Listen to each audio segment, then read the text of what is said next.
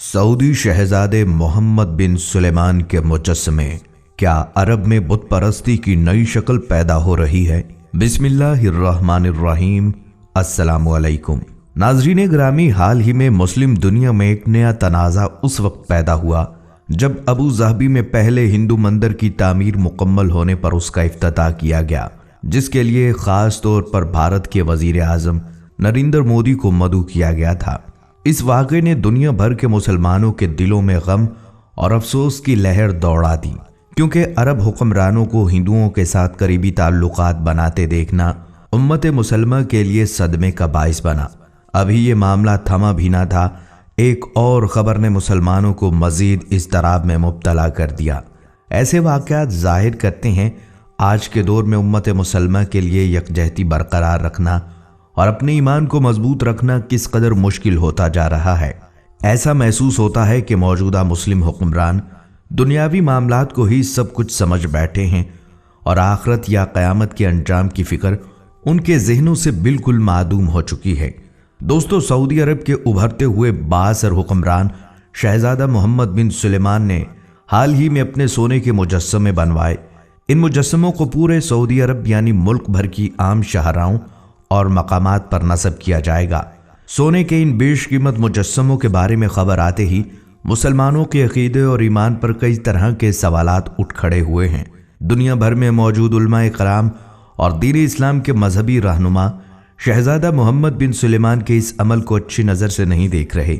उनका सवाल है, क्या इसे शख्सियत परस्ती या बुत परस्ती की एक नई शक्ल करार दिया जा सकता है, जो कि एक ऐसी जगह शुरू हो रही है जिसे इस्लामी दुनिया का दिल कहा जाता है। सऊदी अरब, जहां काबतुल्लाह मौजूद है, मस्जिद नबवी वाक़या है, एक ऐसी जगह जहां खातमुन नबिय्यीन हमारे प्यारे आका मोहम्मद मुस्तफ़ा सल्लल्लाहु अलैहि वसल्लम की आखिरी आरामगाह मौजूद है, जहां नबी करीम सल्लल्लाहु अलैहि वसल्लम का ख़ानदान और तमाम साथी मदफून हैं। ऐसी जगह किसी भी किस्म की बुत परस्ती की कोई गुंजाइश हो सकती है?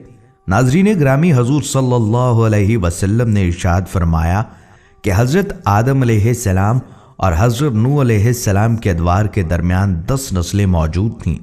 इस दौर के लोगों की उम्रें गैर मामूली हद तक लंबी हुआ करती थी। बहुत से लोग कई सौ सालों से भी ज़्यादा जीते थे। हज़रत नूह अलैहिस्सलाम ने एक पैगंबर के तौर पर 950 साल ज़िंदगी गुजारी। इन 10 नस्लों के दौरान हज़रत आदम अलैहिस्सलाम के दौर से लोग सिर्फ एक अल्लाह की इबादत करते थे, लेकिन फिर वक्त गुजरने के साथ साथ लोग अल्लाह से दूर होते गए। हज़रत नूह अलैहिस्सलाम का दौर शुरू होने से थोड़ा पहले वहाँ 5 नेक और परहेजगार लोग थे, जिन्हें उनकी नेकूकारी की बदौलत जाना जाता था। वो हर वक्त लोगों को याद दिलाते रहते थे कि अल्लाह एक है और सिर्फ उसी की इबादत करनी चाहिए। लोग उनकी बात सुनते और मानते थे, उनके पास नेकी का दर्स लेने आते थे। कुछ अरसे बाद जब वो 5 शख्सियात दुनिया से रुखसत हो गईं, तो शैतान ने लोगों को ऐसा वर्गलाया कि उन्होंने उन 5 शख्सियात के मुजस्समे बना लिए। शुरू में उन मुजस्समों को बनाने वालों का ये मकसद था कि जब भी लोग अल्लाह के नेकूकार बंदों के मुजस्समे देखेंगे तो उन्हें नेकी और राह रास्त याद आएगी और बुराइयों से दूर रहने की तरगीब मिलेगी। नाजरीन, यही शैतान का असल हथियार है। वो ऐसे ही नेकी करने के वसवसे दिलों में डालकर बुराई की तरफ कदम बढ़ाता है। एक दफ़ा इंसान उसके बहकावे में आकर एक बिद्दत, एक गलत काम अच्छी नीयत से शुरू कर भी दे तो भी ये रास्ता बुराई की तरफ लेकर जाता है, और लोगों के साथ भी वही हुआ। बुत परस्ती की इब्तदा भी ऐसे ही हुई थी। नेक लोगों के मुजस्समे नेक नियति से बनाने के बावजूद वक्त गुजरने के साथ साथ लोग असल मकसद भूल गए। शैतान ने लोगों को आहिस्ता आहिस्ता ऐसे बहकाया कि वो उन मुजस्समों के आगे अज़राए अकीदत झुकने लगे, और फिर वो वक्त भी आया जब एक अल्लाह को छोड़कर उन्हीं मुजस्समों को खुदा समझकर उनकी इबादत की जाने लगी। अल्लाह ताला ने उन 5 लोगों का किस्सा कुरान पाक में भी बयान किया है, जिन्हें नाउज़ु बिल्लाह खुदा बना लिया गया था और बुत परस्ती की इब्तदा हुई थी। कुरान पाक में उनके नाम भी बताए गए हैं। सूरह नूह में बयान हुआ है और कहते हैं, अपने माबूदों को हरगिज़ ना छोड़ो, ना वद को छोड़ो, ना सवा को اور نہ ہی یاغوس اور یعقوب کو اور نہ ہی نصر کو۔ ناظرین، حضرت انسان شیطان کے اس بہکاوے میں بہت جلدی آ جاتا ہے کہ اللہ کے نیک بندوں کے لیے دل میں عقیدت رکھتے ہوئے اس عقیدت کو اس قدر بڑھا دیا جاتا ہے کہ نوبت بت پرستی تک پہنچ جاتی ہے، اور انسان کی اسی فطرت کے باعث دین اسلام نے ہمیں اللہ تعالیٰ کی یا فرشتوں کی یا انبیاء کرام کی یا کسی بھی کوئی امیج یا کوئی صورت نہیں دکھائی، کیونکہ صورتوں کے سامنے ہونے سے یہ بہت آسانی سے مجسمہ سازی اور بت پرستی میں استعمال ہو سکتی ہے۔ شیطان کے لیے بہت آسان ہو جاتا ہے انسان کو اکسانا کہ فلاں فرشتے کی مورت بنا لو یا فلاں نبی کی تصویر بنا لو۔ بات عقیدت اور محبت سے شروع ہو کر بت پرستی اور شرک کی طرف چلی جاتی ہے۔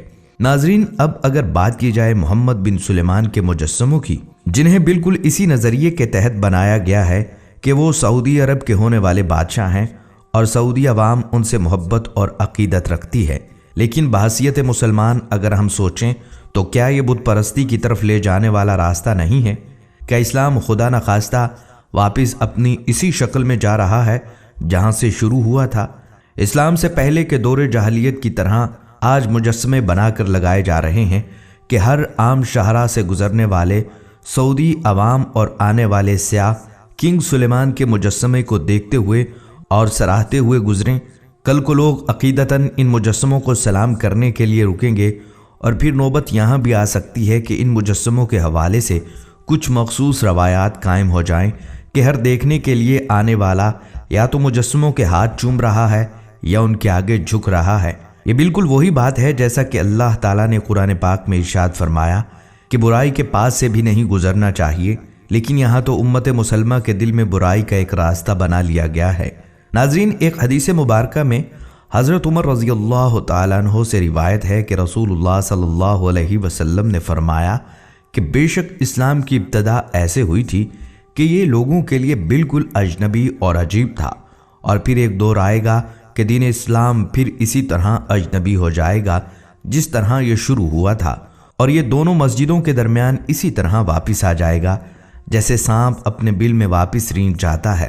اس حدیث مبارکہ سے یہ واضح ہو جاتا ہے کہ اس دور میں جب اسلام آیا، لوگ بت پرستی اور شرک میں اس قدر ڈوبے ہوئے تھے کہ انہیں لگتا تھا کہ یہ کیسا دین آ گیا ہے۔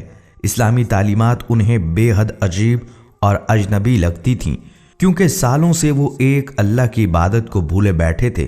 اب ان کے لیے یہ تسلیم کرنا مشکل ہو گیا تھا۔ اسی طرح حدیث مبارکہ کے دوسرے حصے کے مطابق وہ دور بھی آئے گا جب اسلام کے لیے لوگوں کے خیالات ایک مرتبہ پھر ویسے ہی ہو جائیں گے۔ اسلامی تعلیمات پر عمل کرنا اتنا ہی مشکل ہوگا، اور ایسے ہی دین اسلام لوگوں کو عجیب لگے گا۔ لوگوں کو صرف اتنا یاد رہے گا کہ ایک دین اسلام بھی ہے جو دنیا میں کہیں کہیں رائج ہے۔ صحیح مسلم کی ایک حدیث ہے کہ حضرت محمد صلی اللہ علیہ وسلم نے ارشاد فرمایا کہ صرف فاسق لوگ ہی زندہ رہیں گے، اور وہ پرندوں اور حیوانوں کی طرح غافل ہوں گے۔ وہ کبھی بھی اچھائی کی تعریف نہیں کریں گے اور برائی کی مذمت نہیں کریں گے۔ پھر شیطان انسانی شکل میں ان کے پاس آئے گا اور کہے گا تم جواب نہیں دیتے، اور وہ کہیں گے کہ ہمیں آپ کیا حکم دیتے ہیں، اور وہ انہیں بتوں کی پوجا کرنے کا حکم دے گا، لیکن اس کے باوجود ان کے پاس رزق کی فراوانی ہوگی اور وہ آرام کی زندگی گزاریں گے۔ دوستو، اس حدیث کو سامنے رکھتے ہوئے آج اگر ہم سعودی عرب کے حالات دیکھیں تو محمد بن سلیمان، جن کے ویژن 2030 کے دنیا بھر میں چرچے ہیں، وہ صرف اور صرف اپنے ملک کی معیشت مضبوط کرنے، اسے مغربیت میں ڈھالنے، سیاح بڑھانے اور دنیا کے ساتھ ٹیکنالوجی کی دوڑ میں مقابلہ کرنے میں بہت دلچسپی رکھتے ہیں۔ وہ مغربی سیاحوں کے لیے سعودی عرب کو پرکشش بنانے کے لیے وہ تمام اقدامات کر رہے ہیں جن کے بارے میں آج تک مسلم دنیا سوچ بھی نہیں سکتی تھی، اور آج تک ان سب چیزوں پر سعودی عرب میں سختی سے پابندی عائد تھی، لیکن آج وہیں کنسٹرکشنز بھی ہو رہی ہیں۔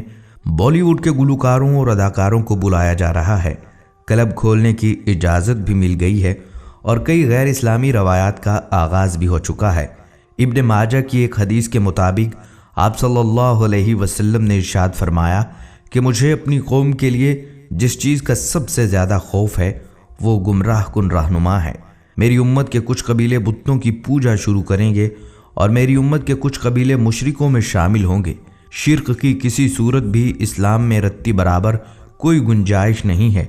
ये ऐसा बड़ा गुनाह है जिसकी रब्बे कायनात की तरफ से कोई माफ़ी भी नहीं है।